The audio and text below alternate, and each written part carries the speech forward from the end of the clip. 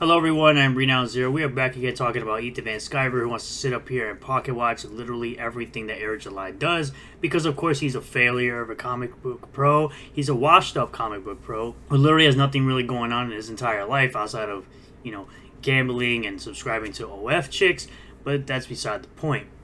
The point is, this man literally says the quiet part out loud, and he literally admits that he is upset that the Rippaverse is speeding up his releases because he says that they're plummeting in sales. Oh no, they're plummeting in sales even though he's been a comic pro for as long as he has, 30 plus years I guess, because the stupid clown doesn't understand that each character has their own appeal. And Gooding's a side character, you dummy. And he was a side character who had a debut in ISOM 2. Which, it's funny because you did a cover for ISOM 2, right? This is from, of course, Master of Chaos. Shout out to him. It says, EvS says the Rippaverse is, quote, detrimental to indie comics. It's an embarrassment that sucked up a lot of oxygen and imploded. Yeah, it totally imploded. The thing that's still going 2 years strong and making more money than you've ever seen in your entire life. But for some reason, it somehow imploded. Because, of course, these clowns have no idea what words mean. These guys don't understand that words have definitions, bro. Words are clearly defined, and clearly you're so low IQ that you don't even understand what imploding means. The only person that's really been imploding is you. The only thing that's really been imploding is All Craps Comics. The only thing that's really been imploding is New CG. Whereas people like Graham Nolan and Billy Tucci and Vaughn Coleman and Irene Strakolsky are succeeding while you're flopping. You want to talk about how the Rippaverse sales are plummeting and that Rippaverse is flopping. Let's talk about your crappy sales. Let's talk about how you're clearly flopping. Because it's interesting to me how you have a bunch of clowns out there that sit up here and don't do the same for your garbage comics, but want to sit up here and pocket watch someone that doesn't even know they exist, that just completely ignores them, while you sit up here and cry every day over the money you don't get. So you go on to say, I'm a little angry because this Rippaverse thing was detrimental to the indie comic scene in totality. And the reason you say that is because Eric July called out all you clowns in the indie comic space who wanted to sit up here, take people's money, mishandle it, not get product out on time when it's expected, and you're mad about that. You're mad that he exposed your business model of taking people's money and not delivering on the product.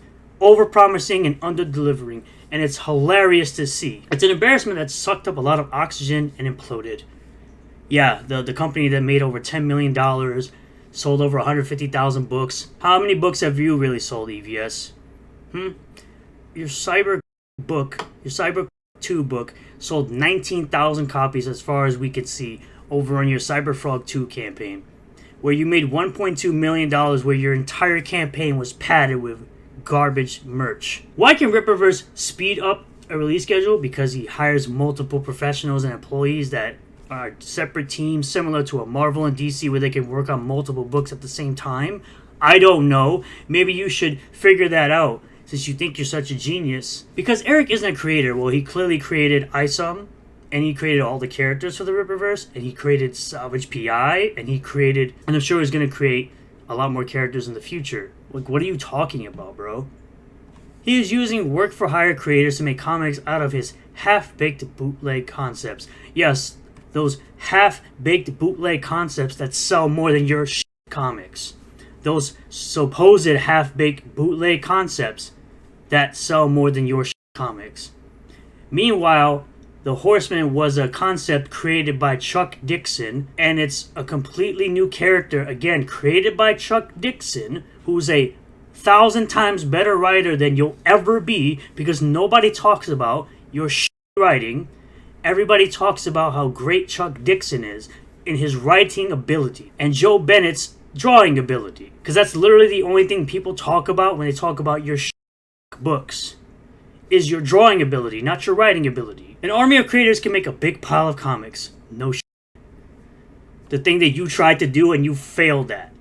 You tried to do the same thing and you failed at it, where Eric succeeded at it. Cope and seethe more.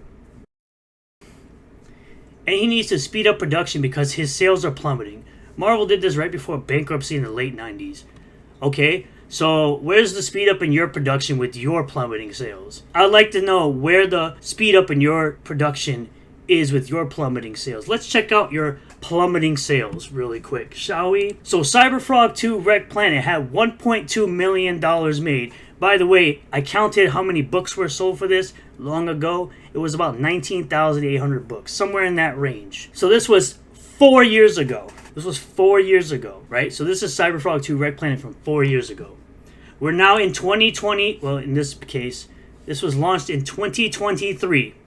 It was ended almost a year ago in 2023. So you lost, looks like 50% of your audience who backed this book, who backed Cyberfrog 2 to back Cyberfrog 3. So where's your speed up in production for this one? And it says estimated of December 2024 for this book. We are now in July, almost in August, and you're not even updating people on this. You're updating people with Rainbow the Brute action figures. We're going to talk about that though. You got 145k raised for a car wrap. A car wrap. And this Cyberfrog Heartsick Deluxe. This isn't a comic book. What is this? What's next?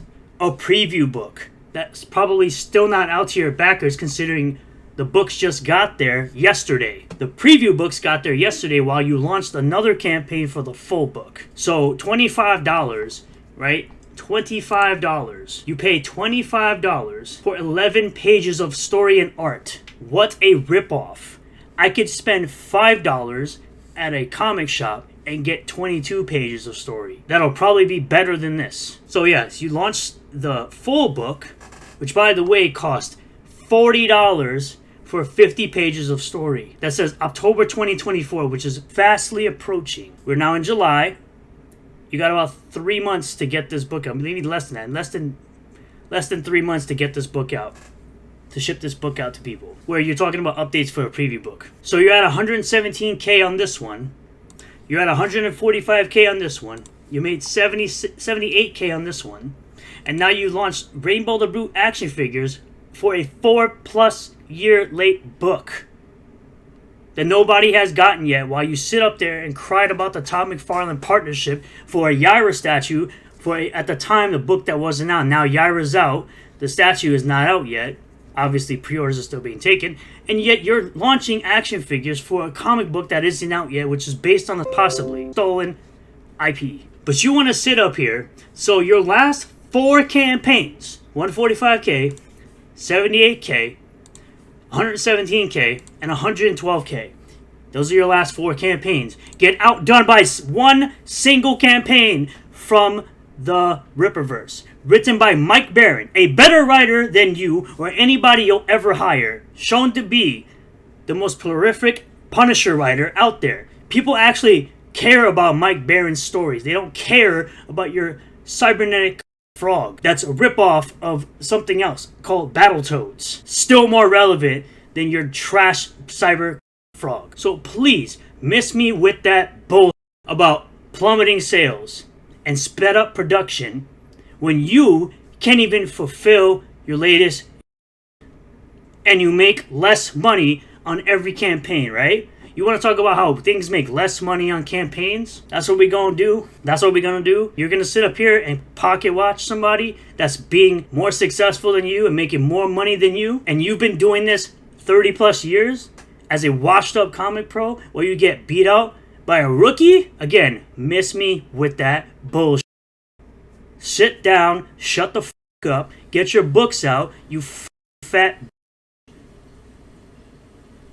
and learn how to run a business, since you want to talk so much about someone who's successfully doing it better than you. Thank you all for checking out this video. I really do appreciate all the new subscribers, returning subscribers, new viewers, and returning viewers. If you do like this type of content, hit that like button, comment below what you feel about all this, subscribe for more content, hit the bell for notifications, set the bell to all. That way you'll get a notification anytime I post a new video or live stream, and I'll see you all in the next one. Peace.